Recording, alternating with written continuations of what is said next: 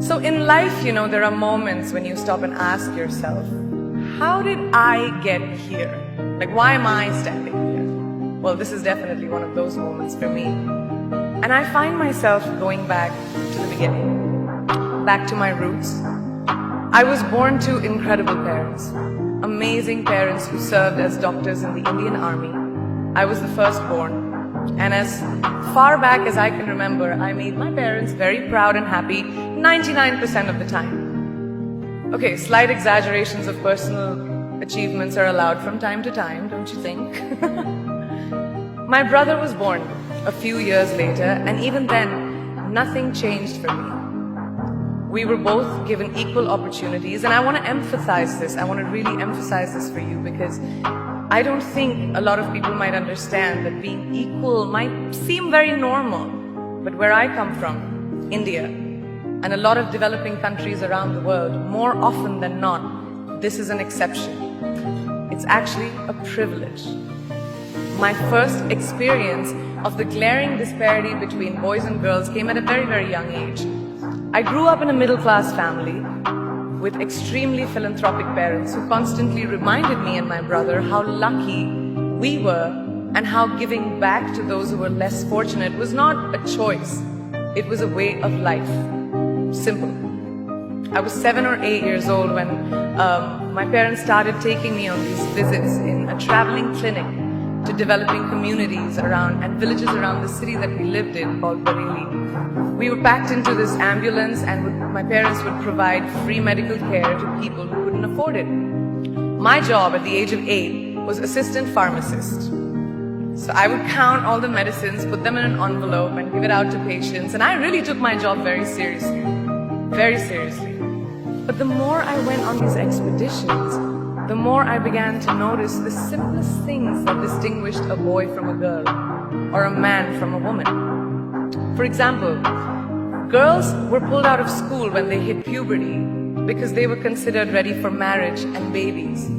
That's 12 and 13, while boys still enjoyed their childhood.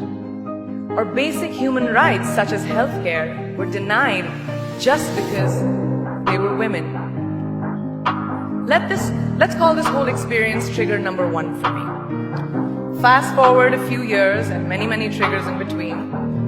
Like a producer-director, for example, early on in my career, I must have been about 18 or 19, telling me that if I didn't agree to the ridiculous terms or painfully low salary in his movie, that he would just replace me.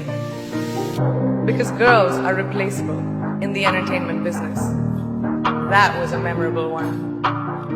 Made me decide to make myself irreplaceable. But I think what really moved the needle for me and ultimately led me to create the Priyanka Chopra Foundation for Health and Education, and around the same time partner with UNICEF, was an encounter with my housekeeper's daughter.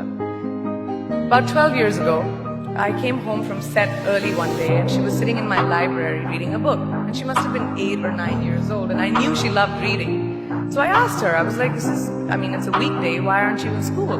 And she said, oh, I don't go to school anymore. So I went and asked her mother, and I said, why isn't she in school? And her mom said that her family couldn't afford to send her and her brothers to school, so they chose the boys. The reason? She would eventually get married and it would be a waste of money. I was completely blown. And it shook me to my core. Eventually, I decided to cover the cost of her education so that she could continue to learn, because education is a basic human right.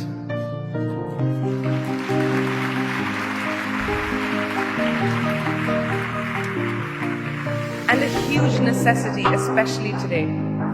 From that point on, I was determined to make a difference in as many children's lives as I could, in whatever big or small way that I could contribute. There's a really, really beautiful quote that I read recently, and I think it's absolutely appropriate to explain what I'm trying to say today. The hand that rocks the cradle, the procreator, the mother of tomorrow, a woman shapes the destiny of civilization.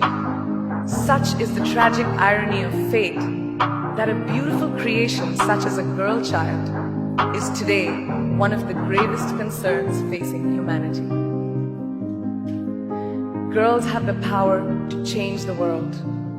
It is a fact, and yet today, girls are more likely than boys never to set foot in a classroom, despite of all the efforts and progress made over the last 2 decades. I'm just going to give you a stat, more than 15 million girls of primary school age will never learn how to read or write compared to 10 million boys. Primary school, it's the beginning of our future. Over the last 11 years, I have witnessed firsthand the incredible work that UNICEF does for children around the world, especially victims and survivors of child marriage, displacement, war, sexual violence. But there is still so much work to do. And for me, that is the fuel to my fire.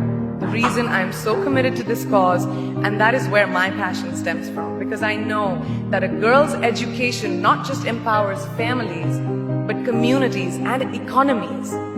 A result of her education, we all do better. It's just as simple as that. As entertainers and influencers sitting in this room, I feel that it's our social responsibility to be a voice for the voiceless, which is why I applaud each and every woman in this room for being such a badass.